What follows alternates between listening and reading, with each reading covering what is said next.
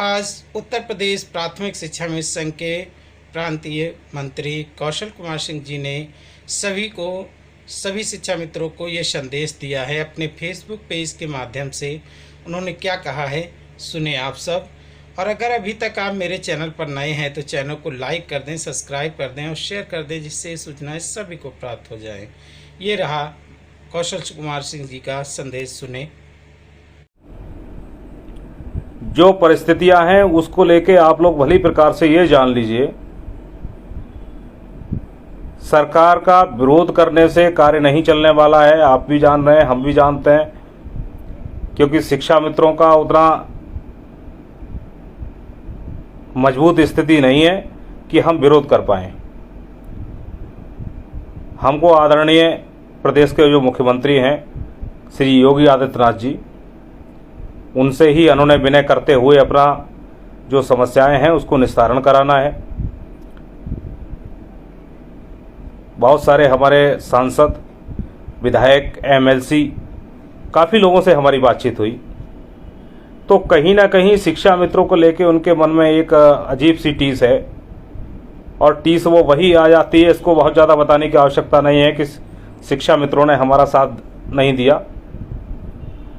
अब साथ दिया या नहीं दिया मायने यहाँ नहीं रखता है। सरकार सभी की होती है, सभी लोग इस प्रजातंत्र में, इंडियन डेमोक्रेसी के अंदर सभी स्वतंत्र हैं और सबके लिए अपनी बात रखने का पूर्ण अधिकार है।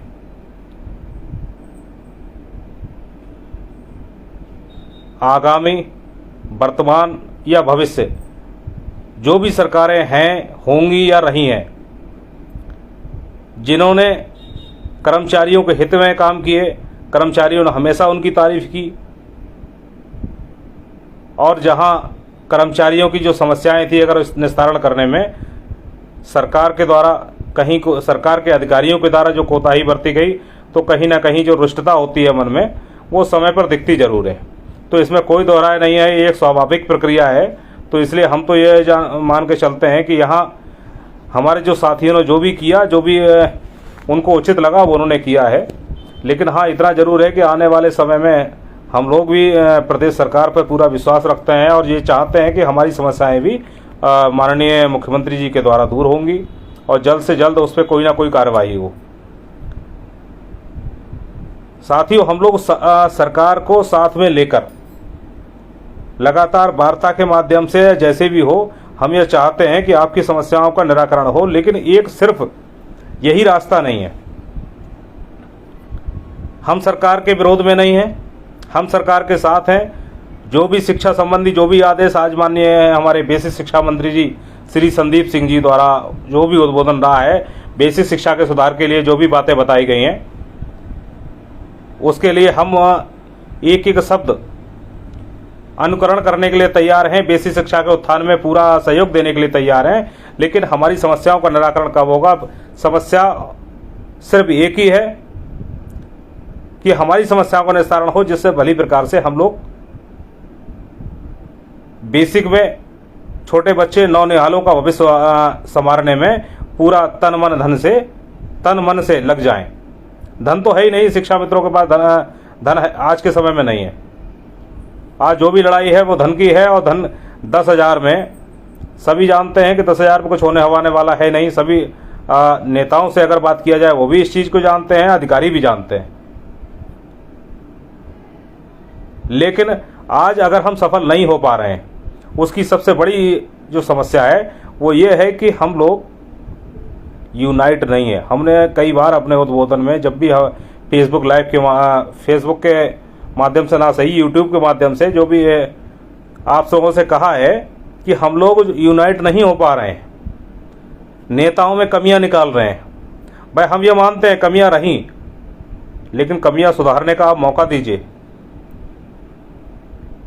लेकिन ऐसा भी ना हो, आप लोग अगर ये चाहेंगे कि नेता लोग सिर्फ घर से निकलेंगे और वो जाके आपको परमानेंट शिक्षक बना देंगे या आपकी समस्याओं को दूर करा देंगे, तो साथियों ये उतना संभव नहीं है।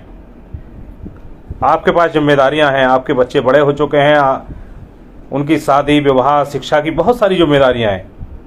लेकिन आपकी जिम्मेदारी आपकी नौकरी के लिए भी है। आप ये भली प्रकार से जान लीजिए कि जब तक इसके लिए आपकी जिम्मेदारी नहीं होगी, तब तक यदि आप ये चाहेंगे कि सरकार से हम या हमारे जो भी प्रतिनिधि हैं वो जाएं और सरकार से लेके चले आएं, आपको मांगना पड़ेगा।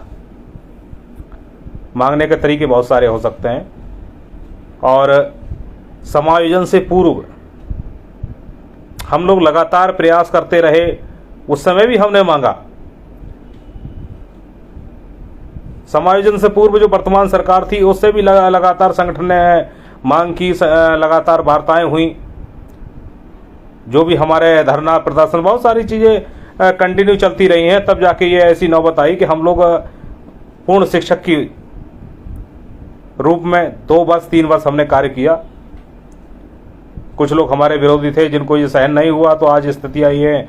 आज जिस स्थिति में हम पहुँचे हैं तो वाकई बहुत ही निराशाजनक और बहुत दुखद स्थिति है हमारे बहुत सारे साथियों की।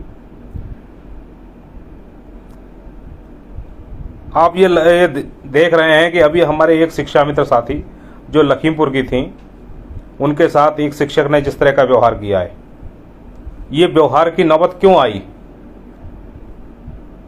व्यवहार की नौबत इसलिए आई कि हम कहीं ना कहीं कमज़ोर होते चले जा रहे हैं। हम यूनियन या हम अपने संगठन पर विश्वास नहीं कर रहे हैं। और आपने लास्ट में देख भी लिया कि संगठन के लोगों के द्वारा ही प्रयास किया गया, और आपने प्रयास किया, वहाँ लखीमपुर खीरी के हमारे शिक्षा मित्र साथियों ने प्रयास किया, वहाँ अपनी एक आवाज़ उठाई, और आवाज़ का असर ये हुआ कि शिक्षक के ऊपर कार्रवाई हुई है, और जो भी आवश्यक कार्रवाई होगी वो की जाएगी। तो आप ये इस चीज़ को दिमाग में डालिए, हमको साथ देना है संगठन के लोगों का। अच्छे हैं बुरे हैं जैसे भी हैं, आप ही के हैं। विश्वास आपको करना पड़ेगा।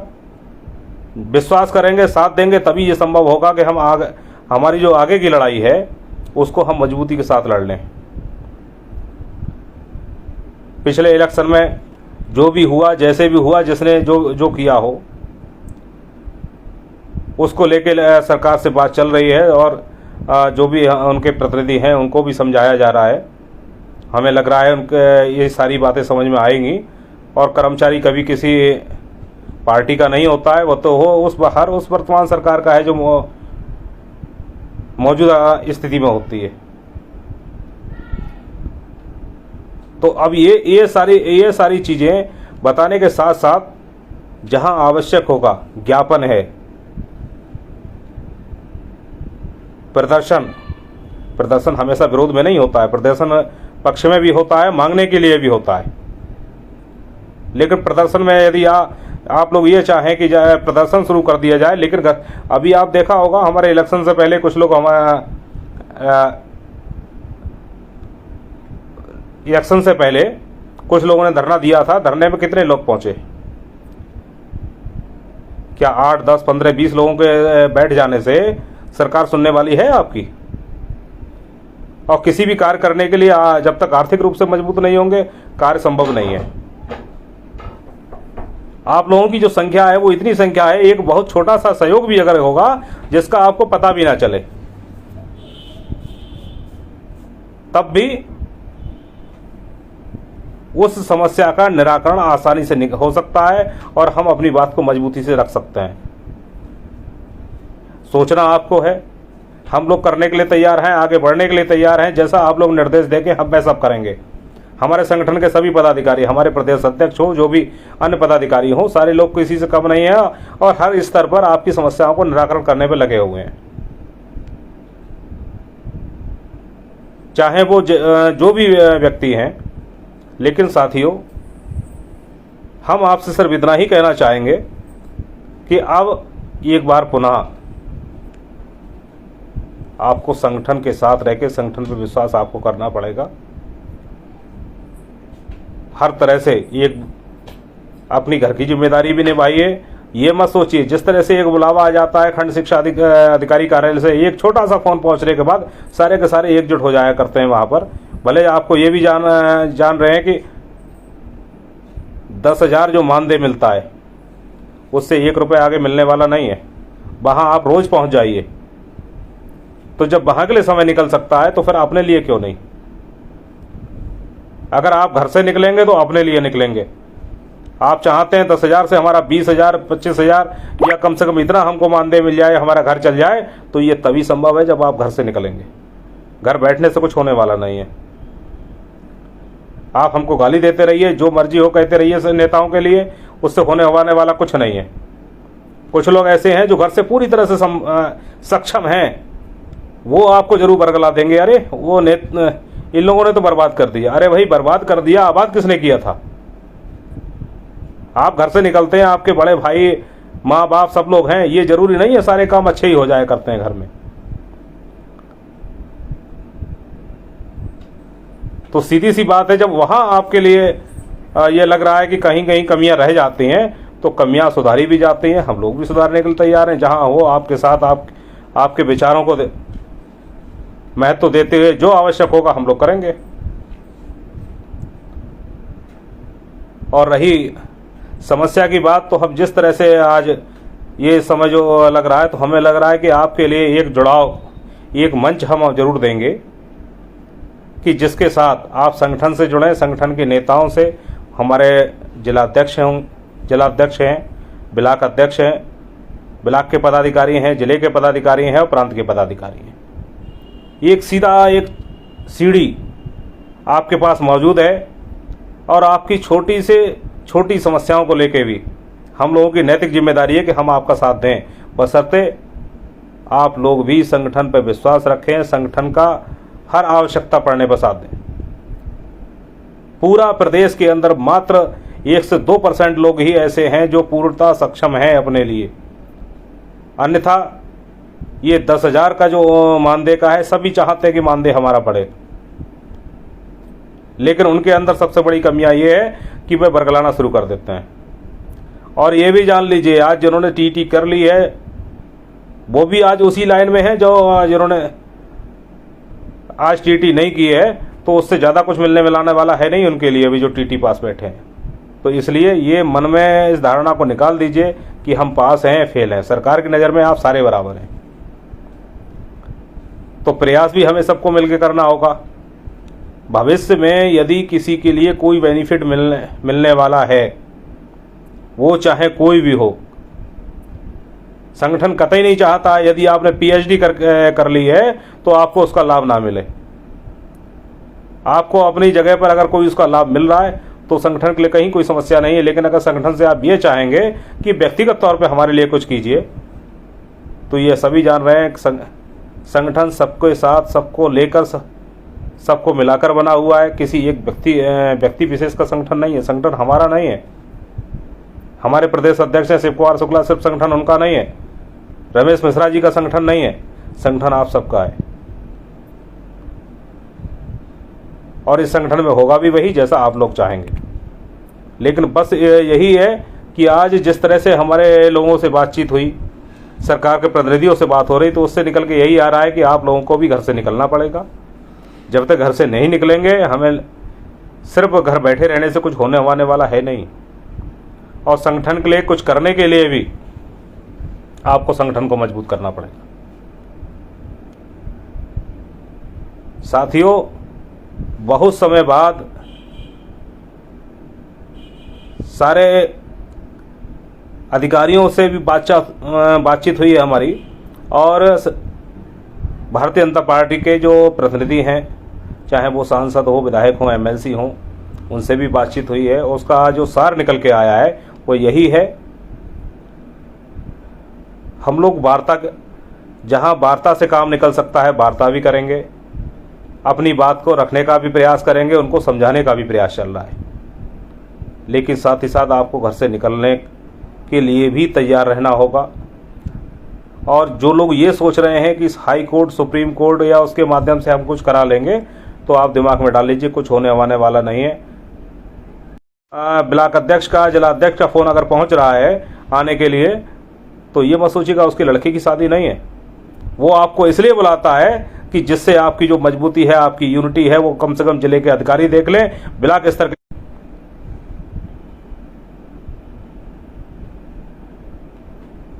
और उसका जो असर पड़ेगा उनके एक मेंटली इफेक्ट पड़ना चाहिए कि यदि हमने किसी का शोषण किया तो ये लोग सारे एक हैं और उसमें कहीं ना कहीं दिक्कतें पैदा हो जाएंगी।